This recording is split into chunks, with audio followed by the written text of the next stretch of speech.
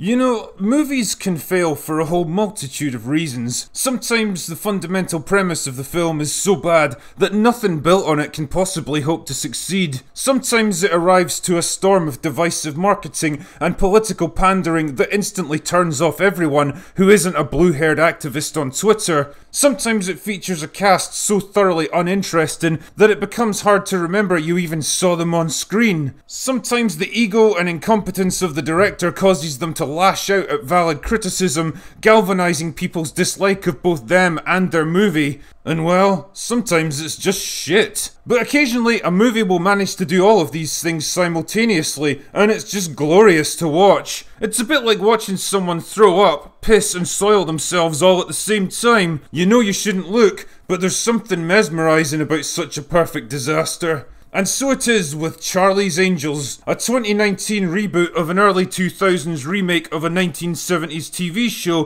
that most people either forgot about or never even knew existed. Written, directed, produced by and starring Elizabeth Banks, a fading actress who basically pushed for this film as her own personal vanity project. Charlie's Angels was first announced way back in 2015. It's a sign of Sony's confidence in the script that it took another 3 years and multiple rewrites before shooting even began. Anyway, the movie finally stumbled out the gate last week after more than 4 years of development. Jesus, the First World War was wrapped up quicker than this thing. Arriving in cinemas with all the grace and agility of a fat positivity activist trying to do a cartwheel. The movie released to critical reviews that I could best describe as middling, and an 8.6 million domestic weekend that I could best describe as fucking disastrous. With no major territories left to release in, the movie's on track to lose Sony tens of millions of dollars. But how and why did it fail so hard?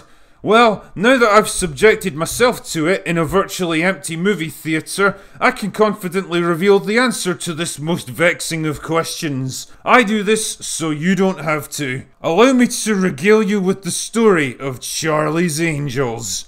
So the movie opens with Kristen Stewart mouth-breathing her way through what I guess is supposed to be a seductive dinner scene with a smug businessman. And it made me laugh because Mouthbreather does seduction about as well as Leslie Jones does funny. The power of penny compels you!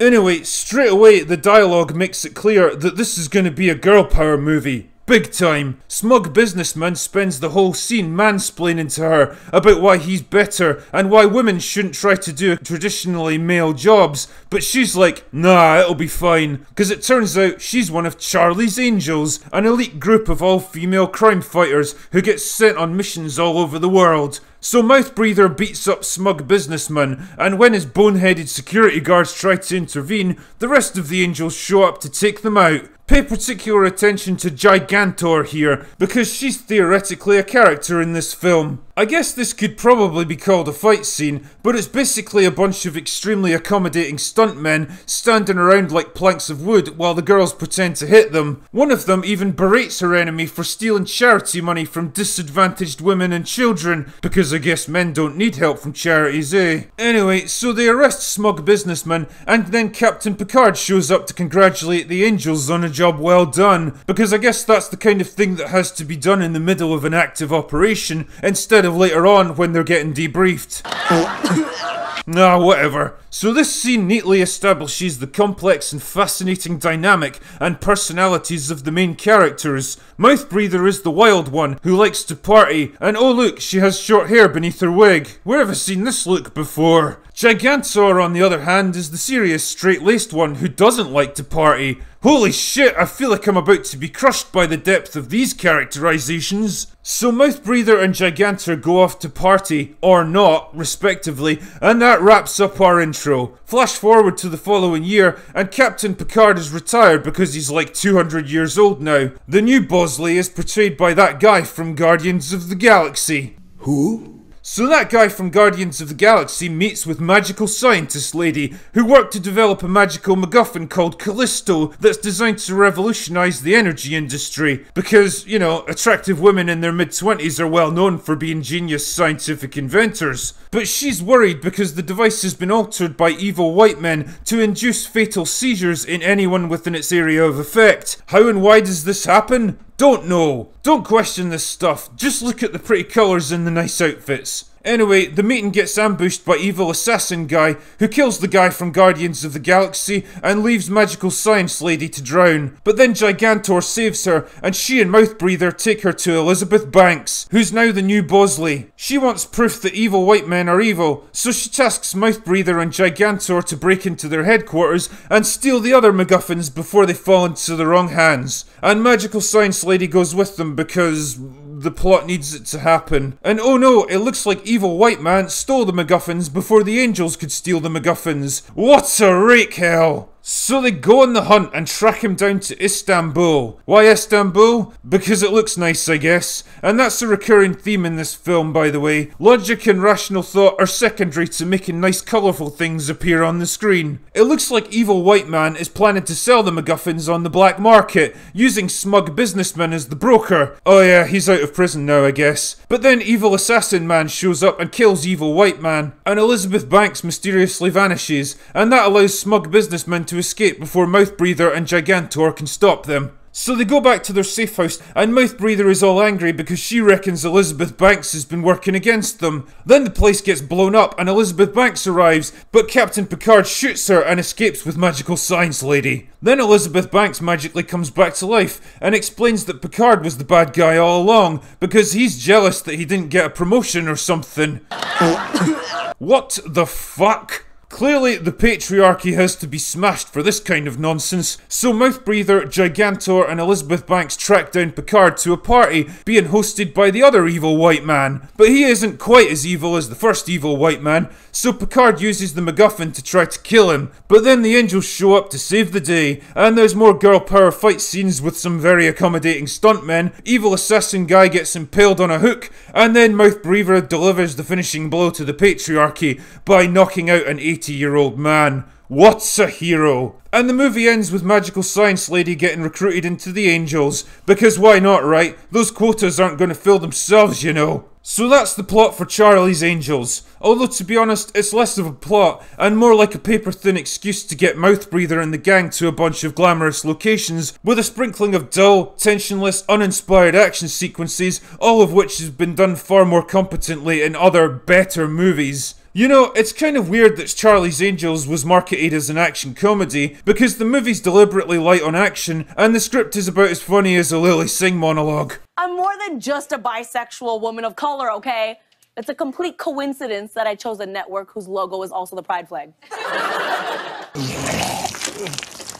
The tone is also completely incompatible with the source material. See, the original Charlie's Angels movies understood how ridiculous their premise was, and instead of fighting against it, they embraced it. They were played for campy laughs, and as long as you switched your brain into low power mode, there was a certain goofy fun to be had with them. But this movie is a whole different beast. Yeah, there's plenty of dumb wisecracking and failed attempts at witty banter, and of course all the jokes are at the expense of the male characters. Where have I seen this before? But deep down, it tries to play more like a legit spy movie, as if this is the Bourne Identity for women or something.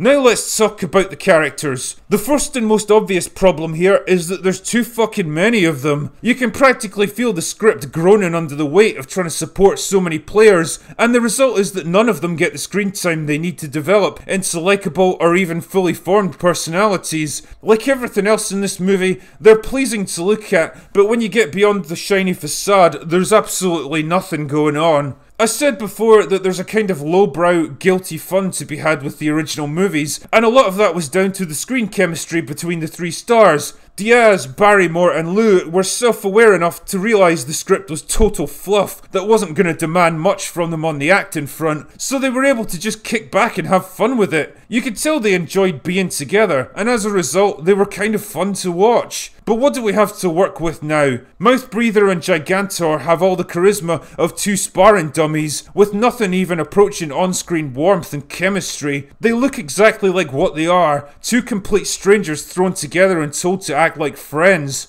None of them can fight or do anything particularly physical, which makes the action scenes pretty painful to watch when you realise their opponents had to do 90% of the work to make it look even remotely convincing. I really hope they paid the stuntmen a bonus for this one, because they earned it. Elizabeth Banks, meanwhile, is trying so hard to be the cool elder statesman that she does everything short of wink into the camera. She's credited as one of the co-writers on this film, which probably explains her excessive amount of screen time, not to mention the fact she changes outfits in literally every scene she appears in. I actually started to think this was some kind of running joke after a while. The end result is an unnecessarily bloated mixture of has-beens and never-will-bees, none of whom seem to particularly care for each other or the movie they're in. Even worse, none of them have the star power needed to save the film. Remember when Kristen Stewart was a big name? Nah, me neither. She kind of fell ass backward into the Twilight movies, and pretty much everything she's done since then has been a critical and commercial failure. Yeah, Patrick Stewart's pretty much a living legend at this point, but let's be honest, he's hardly a major box office draw. And it's all compounded by a weak and predictable story with all your typical spy film cliches, dull action scenes that feel like they were only grudgingly included, dialogue that tries and fails to be funny, and a very obvious, very abrasive female empowerment message that the script does everything short of club you over the head with. You know, when I think about how this movie was conceived, marketed and presented, I can't help but wonder, who was it actually made for? It's not like audiences have been clamouring for another Charlie's Angels movie. The first two were marginal box office successes at best, and they were so completely forgettable that I actually had to look them up to confirm that there were two of them. The marketing campaign came across as hostile, disrespectful and dismissive towards men, making it perfectly clear that the strength of the film's female characters was going to come at the expense of its male ones. And it wasn't helped by repeated comments from Banks herself that this was a strongly feminist movie, because that word always gets arses in seats, doesn't it? The problem with movies based on political agendas like this is that they almost always come across as bitter, unfunny, mean-spirited, and generally hostile to their own audience, like they've become the writer's own personal therapy session for a lifetime of pent-up frustration. For example, take a look at the gender and ethnicity of the various antagonists in this movie, and see if they have anything in common. Now consider the demographic makeup of the heroic characters and tell me if you notice a bit of a trend. It's almost like the movie's trying to tell us something. The result of all this not so subtle manipulation is a weird over-the-top parody of female empowerment, where women are universally smart, virtuous, incorruptible, tough, confident, outspoken, highly skilled at everything, and physically unstoppable. Now, this would be perfectly fine if they were balanced out by some halfway decent male characters. The problem is, the men in this movie are shown as arrogant, corrupt, jealous, selfish, insecure, weak, dumb, and unstable, just begging to be put in their place by their superior female counterparts. Just for a moment, imagine the reaction online if the genders were flipped. Now, we might not have known how badly this movie would bomb when it released, even though I did, but Elizabeth Banks certainly did. She actually tried to preempt this shitstorm by claiming that men would be sexist if they didn't go see it, and it would jeopardise the chance of future female-led action movies. Pack the bags, we're going on a guilt trip. Liz, since you apparently don't understand your own industry, the drinker's gonna mansplain this one for you, and this is gonna blow your mind, so buckle up. See, men generally like seeing strong, capable women kicking ass in movies. It's exciting and inspiring, and to be honest, it's also kinda hot. That's why movies like Aliens, Terminator, and the original Star Wars trilogy have such enduring popularity. But one thing men don't like is being disrespected. They don't enjoy seeing weak, pathetic, ineffectual men getting constantly hamstrung, upstaged and humiliated by unreasonably perfect, overpowered parodies of women. That kind of thing feels unbalanced, unfair and unrealistic, and as a result, it doesn't play well for either gender. Instead of entertaining, it becomes irritating and distracting, and it generates an atmosphere where men feel annoyed and resentful, and women feel uncomfortable and patronised. I don't know how many hundreds of millions of dollars Hollywood is going to flush down the drain on garbage movies like this before they finally wake up to this fact, but wake up they must. Because even the hollow accolades of shill critics and social media activists can't alter that bottom line profit and loss statement. That's the problem with facts, you see.